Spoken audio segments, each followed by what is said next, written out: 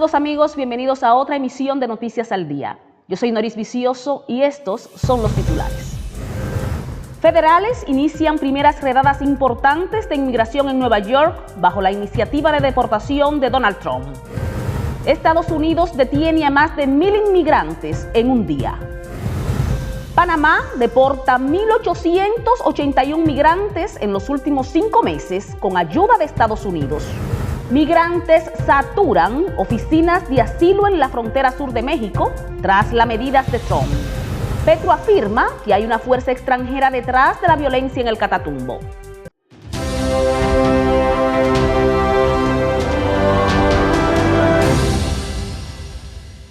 Iniciamos este bloque informativo en la ciudad de Nueva York y es que las autoridades federales se apersonaron en la Gran Manzana la madrugada de este martes para realizar las primeras redadas de deportación como parte de la ofensiva del presidente Donald Trump contra la inmigración irregular, empezando con un extranjero criminal con cargos de secuestro, asalto y robo, informaron las autoridades.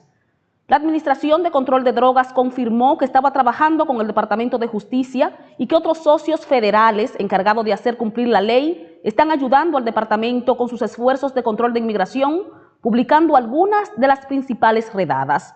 Al menos una foto mostró a los agentes de la DEA y detectives de seguridad nacional operando en el Bronx, si bien los funcionarios no detallaron específicamente dónde se hicieron las redadas. Y el Servicio de Inmigración y Control de Aduanas de los Estados Unidos anunció el pasado lunes el arresto de 1.179 inmigrantes, un nuevo máximo diario, tras la promesa de la administración de Trump de acelerar las redadas y detenciones. Según datos consultados por NBC News, al menos el domingo solo el 52% de los arrestados fueron considerados arrestos criminales, inmigrantes con antecedentes penales o casos pendientes en sus países de orígenes. El resto serían personas inmigrantes sin antecedentes violentos o penales que solo habrían cruzado ilegalmente la frontera. El ICE está compartiendo datos diarios de arrestos en redadas de autoridades migratorias, mientras que el encargado de la política migratoria de Trump, el llamado zar de la frontera Tom Hochman, ha prometido acelerar las detenciones en redadas. Desde el 20 de enero, día de la investidura de Trump, las autoridades han detenido a más de 4.000 inmigrantes. Las redadas realizadas en la ciudad de Nueva York han empezado a hacer ecos en las escuelas públicas. Los inmigrantes han dejado de enviar a sus hijos a los planteles educativos por miedo a las redadas de inmigración. El temor se apoderó de los inmigrantes en situación irregular en Nueva York tras el inicio de las redadas impulsadas por la administración de Donald Trump, y muchas familias han optado por no enviar a sus hijos a la escuela por miedo a posibles arrestos en el camino. La primera redada en la ciudad, encabezada por la secretaria de Seguridad Nacional Kristi Noem, tuvo lugar en el Bronx y resultó en la detención de un individuo acusado de delitos graves. La situación también ha generado un clima de incertidumbre en los albergues para inmigrantes, donde el miedo y la preocupación son cada vez más evidentes. Ante los crecientes rumores sobre deportaciones indiscriminadas, algunas familias han comenzado a tomar medidas extremas como abandonar los refugios y buscar alternativas para evitar posibles redadas. En estos centros de acogida, donde antes era común ver largas filas de niños dirigiéndose a la escuela, el panorama cambió drásticamente. La incertidumbre se agrava con la notificación a algunas familias de que deben abandonar los albergues, lo que deja a muchos sin un lugar a dónde ir. Mientras tanto, el sistema educativo de Nueva York, que ha recibido a miles de niños inmigrantes en los últimos años, intenta tranquilizar a los afectados con folletos en los que se les aconseja cómo actuar ante la presencia de agentes de inmigración.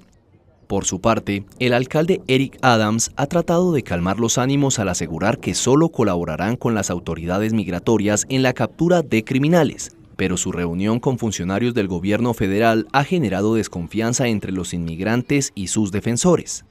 Muchas familias temen que las promesas de protección no se cumplan y que las redadas se extiendan a escuelas, hospitales e iglesias.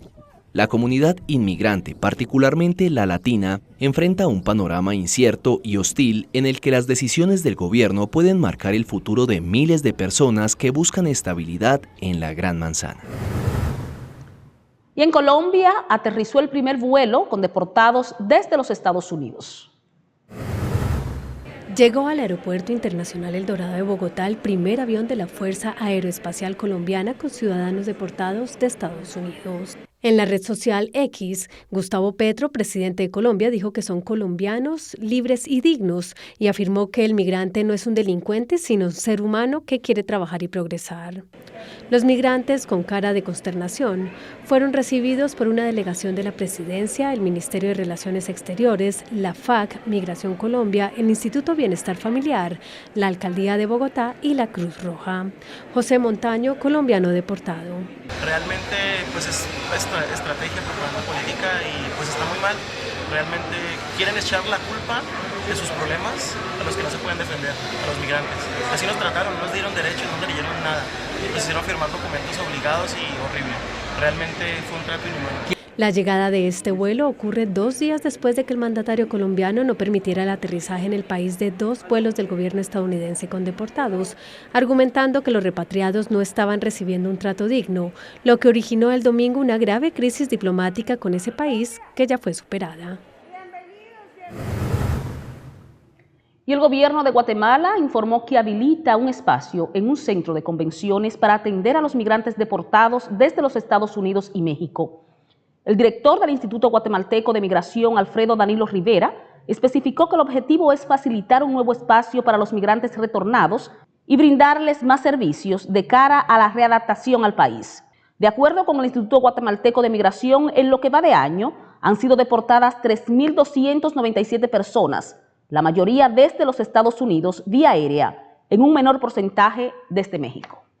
Y un total de 1.881 migrantes han sido expulsados de Panamá en los últimos meses como parte de la colaboración con el gobierno de Estados Unidos tras la firma de un memorándum de entendimiento entre los dos países, informaron las autoridades panameñas. El gobierno panameño indicó en un informe que durante los últimos 5 meses de la gestión del presidente de la República, José Raúl Mulino, que asumió el mandato el 1 de julio pasado, se han deportado a 1.627 migrantes irregulares y expulsado a otros 254. Ese informe añade que hasta la fecha van 43 vuelos de deportación y detalla que del total de inmigrantes deportados y expulsados, 133 fueron retornados a sus países en 16 vuelos comerciales financiados con recursos del Servicio Nacional de Inmigración de Panamá. Y cientos de inmigrantes saturaron las oficinas de la Comisión Mexicana de Ayuda a los Refugiados tras las medidas del presidente Donald Trump de impedirles el avance hacia los Estados Unidos. Un sistema informático, pedir citas o de alguna manera un sellar a las personas, se podría evitar las personas que se cuelan, el desorden y todo. Y sí, los efectos de Donald Trump y de la política un poco en general, pienso, ¿no? Pienso que los estados deberían organizarse más. Es una serie de consecuencias, todo trae a la migración hasta aquí y así estamos, ¿no? Todos buscando algo mejor. Yo por lo menos particularmente no vine con ninguna intención de ir para Estados Unidos, ¿entiendes? Yo vine para quedarme en México, para hacer mis papeles aquí en México, porque mis intenciones son aquí en México, no ir para ninguna parte, y por eso es que me molesta tanto.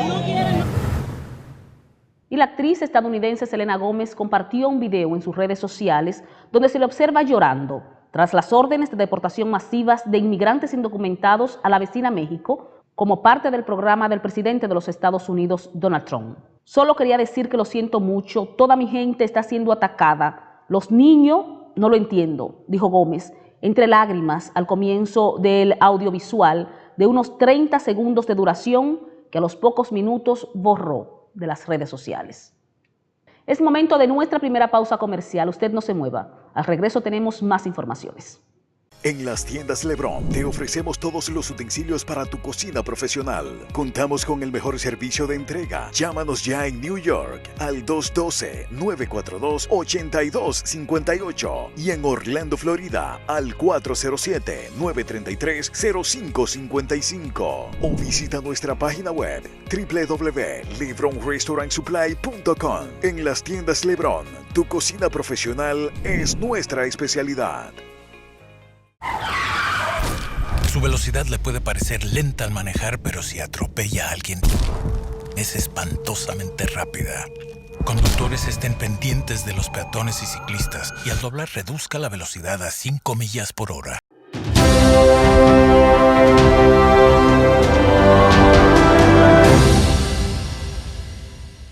Gracias por continuar con nosotros. El Museo de Nueva York Herencia Judía reunió a más de 200 supervivientes del Holocausto en un evento que contó con la inteligencia artificial, la que le hacía preguntas a los sobrevivientes. Veamos. Más de 200 supervivientes del Holocausto llegaron al Museo de la Herencia Judía en Nueva York con motivo del 80 aniversario de la liberación del campo de exterminio nazi de Auschwitz. En el evento se presentó una nueva experiencia llamada Historias de Sobrevivientes, un diálogo interactivo, que usa inteligencia artificial para hacer preguntas a los 10 supervivientes de 90 a 98 años que forman parte de la plataforma. También hay testimonios grabados sobre las vidas de estas 10 personas con recuerdos del antes, durante y después del Holocausto. El objetivo es preservar estas narraciones de cara al futuro. La muestra recoge expresiones artísticas y periodísticas, así como objetos propios de la época, documentos y fotografías, entre otros. Margaret, una de las presentes en el evento que sobrevivió al Holocausto con solo 6 años, consideró que todos deben aprender algo de esta muestra que da cuenta de que el odio no es bueno en ninguna raza o religión y recalcó que los jóvenes, los ancianos y toda la humanidad tiene derecho a vivir en paz. Nueva York es la ciudad con la segunda comunidad judía más grande del mundo después de Tel Aviv, con casi 1 millón de judíos en 2023, según un estudio de la Federación de Llamamiento Judío Unido de Nueva York. Cientos de indígenas brasileños del estado de Pará continuaron en la capital de Belén las protestas iniciadas 2 semanas atrás que buscan garantizar el derecho a la educación para los pueblos originarios. Su principal demanda es la revocación de una ley que modifica el sistema educativo indígena, reduciendo la educación presencial y aumentando la modalidad virtual. Los manifestantes argumentan que esta medida perjudica el aprendizaje en las aldeas, donde el acceso a Internet es muy limitado y muchos estudiantes no hablan portugués. Desde el 14 de enero, cerca de 300 indígenas se encuentran acampando frente a la Secretaría de Educación de Pará, exigiendo una solución. En un esfuerzo por resolver el conflicto, el Ministerio de los Pueblos Indígenas visitó a los manifestantes en un intento por aliviar las tensiones y superar las divisiones internas que han complicado las negociaciones. La situación ha generado preocupación entre las comunidades indígenas, quienes insisten en la necesidad de una ley específica que respete sus tradiciones y realidades. La articulación de los pueblos indígenas sostiene que la educación para ellos debe ser presencial, ya que está profundamente conectada con el conocimiento ancestral, transmitido en los bosques y comunidades. Para muchos líderes, la ley actual no refleja las necesidades de los pueblos originarios de Pará y no respetó el derecho a la consulta previa. Y en Chile, decenas de afectados por el megaincendio que afectó varias comunidades en Valparaíso exigen la ayuda del gobierno y advierten que podrían realizar una huelga de hambre. Decenas de personas afectadas por el incendio que en febrero del año pasado destruyó barrios completos en la región de Valparaíso, en Chile, se manifestaron frente al Congreso Nacional para exigir mayor apoyo en la reconstrucción de sus viviendas. Necesitamos más ayuda. Yo tengo vecinos que todavía no pueden parar su casa, no la tienen forrada, las calles están en malas condiciones, no a toda la gente le dieron media agua. Entonces como que igual nos sentimos como aislados, abandonados. En realidad todos estamos abandonados del gobierno y de todos. Y nos tramitan y no hay opción para nosotros. El incendio, que se inició en el Parque Natural del Lago Peñuelas, fue favorecido por condiciones climáticas adversas y la sequía prolongada. El desastre dejó 137 muertos y más de 15.000 viviendas dañadas. Las llamas se extendieron rápidamente por las localidades de Viña del Mar, Quilpué y Villa Alemana. Los manifestantes criticaron la falta de soluciones de vivienda y la lentitud del proceso de ayuda estatal. Nosotros somos víctimas de un atentado y espero que a este gobierno indolente no se le olvide. Algunos de los representantes de los damnificados señalaron que las ayudas gubernamentales son insuficientes para enfrentar el alto costo de los materiales de construcción. Líderes comunitarios denunciaron que muchas familias aún viven en condiciones precarias y no han logrado avanzar en la reconstrucción de sus hogares. Los afectados advirtieron que podrían iniciar huelgas de hambre si no reciben respuestas correctas. Hasta ahora, las autoridades han detenido a 7 personas como presuntos responsables, incluidos funcionarios de la Corporación Nacional Forestal. Y en Venezuela, el Consejo Electoral Nacional, controlado por el chavismo, anunció que realizarán elecciones legislativas para el próximo 27 de abril. El Consejo Nacional Electoral convoca a un proceso electoral integral que comprende elecciones para diputados y diputadas a la Asamblea Nacional, fecha, día 27, mes abril del año 2025. Y el presidente de Argentina, Javier Milei, pidió el retorno de los argentinos secuestrados en Gaza, a la vez que agradeció las gestiones del presidente de los Estados Unidos, Donald Trump, en el acuerdo de alto al fuego entre Israel y Hamas. El presidente de Argentina, Javier Milei, pidió por los rehenes argentinos que aún permanecen cautivos en la Franja de Gaza y agradeció a su colega estadounidense Donald Trump por su rol en las negociaciones que llevaron a un acuerdo de alto el fuego en la guerra entre Israel y el grupo islamista Hamas. Y por eso quiero aprovechar para agradecer el compromiso del presidente de los Estados Unidos, Donald Trump, al cargarse al hombro las negociaciones que permitirán que los rehenes puedan volver a casa. Milei participó en un acto en el Museo del Holocausto de Buenos Aires con motivo del 80 aniversario de la liberación del campo de exterminio de Auschwitz. El mandatario argentino pronunció su discurso ante sobrevivientes, autoridades y representantes de instituciones de la comunidad judía en Argentina. Entre ellos los 9 argentinos que aún permanecen secuestrados y por cuya liberación exigimos la máxima celeridad. El acuerdo de tregua entre Israel y Hamas y de intercambio de rehenes israelíes por prisioneros palestinos entró en vigor el pasado 19 de enero gracias a la mediación de Qatar y de Egipto, así como de los equipos del expresidente estadounidense Joe Biden y del propio Trump, que tomó posesión el pasado 20 de enero. Tras la liberación de 7 rehenes y 290 prisioneros en los últimos días, un total de 87 israelíes continúan cautivos en la Franja de Gaza tras ser secuestrados por Hamas durante el ataque del 7 de octubre de 2023, en el que 251 personas fueron capturadas y unas 1.200 fueron asesinadas. Ahora vamos a Colombia. Y es que el presidente de esta nación, Gustavo Petro, sugirió que detrás de la violencia en el Catatumbo, en la que han muerto decenas de personas por enfrentamiento entre las guerrillas del Ejército de Liberación Nacional y una de las disidencias de la FARC, podría estar detrás una fuerza extranjera cuya procedencia no especificó. Petro realizó un consejo de ministros en Ocaña, que al igual que el Catatumbo está ubicado en el departamento de Norte de Santander y es uno de los principales receptores de más de 48.000 desplazados que ha dejado la violencia de la guerra de guerrilla. Y la presidenta de la Corte Interamericana de los Derechos Humanos, Nancy Hernández, advirtió que el populismo amenaza la libertad en la región. Hoy en día, la libertad que tanto anhelamos como región está amenazada por el populismo en múltiples formas y que a menudo instrumentaliza el lenguaje de la democracia y la libertad, pero para subvertir sus principios desde adentro. Octavio Paz nos recuerda que la libertad no necesita alas, lo que necesita es raíces. No basta con proclamarla, debemos garantizar que se arraigue en nuestras instituciones, en nuestras leyes, en nuestra institucionalidad y sobre todo en nuestra vida cotidiana.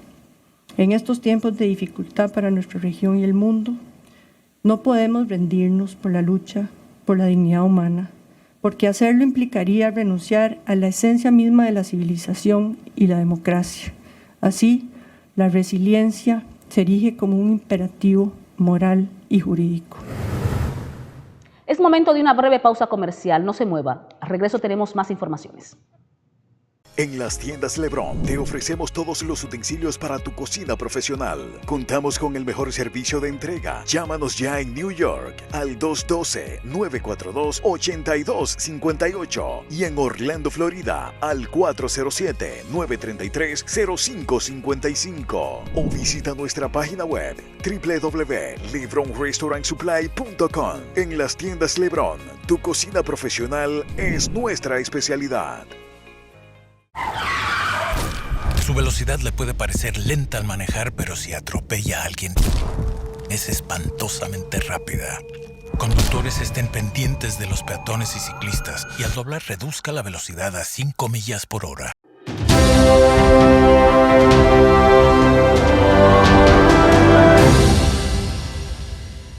Gracias por continuar con nosotros.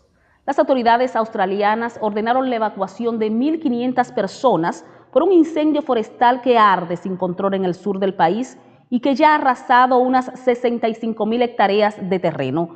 Las llamas comenzaron el lunes durante una jornada de calor extremo en el sur de Australia, en el Parque Nacional del Pequeño Desierto, una zona seca y poblada por matorrales. La ciudad más cercana al incendio es Dimbola, con unos 1.500 residentes conforme al último censo, donde las autoridades pidieron la noche del pasado lunes a la población abandonar sus casas. Ahora vamos a México, y es que la presidenta de esta nación, Claudia Sheinbaum, advirtió que no quitará de su puesto a ningún gobernador, pese a las peticiones de la ciudadanía de destituir al mandatario de Sinaloa, tras la violencia que vive el estado norteño por la pugna entre dos cárteles del narcotráfico. La gobernante mexicana respondió así a las exigencias de manifestantes en Sinaloa, que el pasado jueves y domingo realizaron multitudinarias marchas en Culiacán, capital del estado, donde protestaron por el asesinato el 19 de enero de Gael y Alexander Sarmiento, de 9 y 12 años de edad, junto con su padre, Antonio, mientras viajaban en un vehículo en medio de la pugna del narco. Además, exigieron la destitución del gobernador Rubén Rocha, del oficialista Movimiento de Regeneración Nacional, a quien acusan de tener nexos con el narcotráfico. Y la Sociedad Interamericana de Prensa lanzó una red para apoyar a los periodistas que están siendo perseguidos por su trabajo. La Sociedad Interamericana de Prensa lanzó la Red Latinoamericana de Periodismo en el Exilio, llamada RELPES, para apoyar a periodistas desplazados por persecución. Esta red ofrecerá asistencia legal, psicosocial y profesional. José Roberto Dutriz, presidente de la CIP, destacó que la red es una respuesta a la crisis que enfrentan los periodistas debido a los regímenes autoritarios. La RELPES también apoyará la continuidad del trabajo de los periodistas exiliados, ayudándoles a reubicar sus redacciones y ofreciéndoles programas de empleo y capacitación. Miguel Ángel Oliver, presidente de la agencia EFE, destacó que forzar al exilio es una forma de silenciar las voces críticas. Convertir a muchos periodistas en apátridas, eso es un crimen de lesa humanidad. Y el exilio es otra manera de silenciar las voces críticas, otra forma de censura contra la prensa. No es una condición temporal o una situación de emergencia que obliga a reubicarse en otro país. Es una condición permanente de largo plazo que impone inmensos retos para el ejercicio del periodismo y para la propia supervivencia. La CIP detalló que decenas de periodistas latinoamericanos se ven forzados a moverse o emigrar debido a la violencia, las amenazas y la persecución por parte de grupos criminales, funcionarios corruptos y gobiernos autoritarios. Y en la salud tenemos buenas nuevas, y es que un estudio realizado por científicos del Consejo Superior de Investigaciones Científicas ha demostrado en ratones que un nuevo compuesto químico reduce el tumor de mama y produce la eliminación casi completa de la metástasis. Según se ha informado, el equipo ha diseñado un compuesto químico denominado MACTDV, capaz de reprogramar la actividad en los macrófagos y convertirlos en antitumorales para atacar el cáncer de mama. Y la compañía Google, uno de los motores de búsquedas más importantes del Internet, ha decidido usar el nombre de Golfo de América en sustitución del Golfo de México, siguiendo las órdenes emitidas por el presidente de los Estados Unidos, Donald Trump. Según explicó este martes la multinacional en la red social X, Google ha decidido actualizar el nombre del Golfo en sus mapas para Estados Unidos, dado que este es el actual nombre oficial del Golfo para este país. Así, la compañía anuncia que siguiendo esas fuentes oficiales, se producirá una actualización de lo que denomina Sistema de Información de Nombres Geográficos en Estados Unidos. Y en el mundo del entretenimiento, el cantante y poeta español Joaquín Sabina hizo sentir a más de 10,000 mexicanos que le cantaba al oído en un concierto de 2 horas y 8 minutos y 21 canciones en el Auditorio Nacional. Un Sabina con aire de melancolía incluyó en su presentación mensajes de amor a México, sonetos y piropos a amigos del país. Entre ellos, la novelista Ángeles Madrasta, a quien le dedicó Calle Melancolía, con la escritora conmovida en primera fila. Y con estas imágenes llegamos al final de esta emisión noticiosa, agradeciendo su sintonía.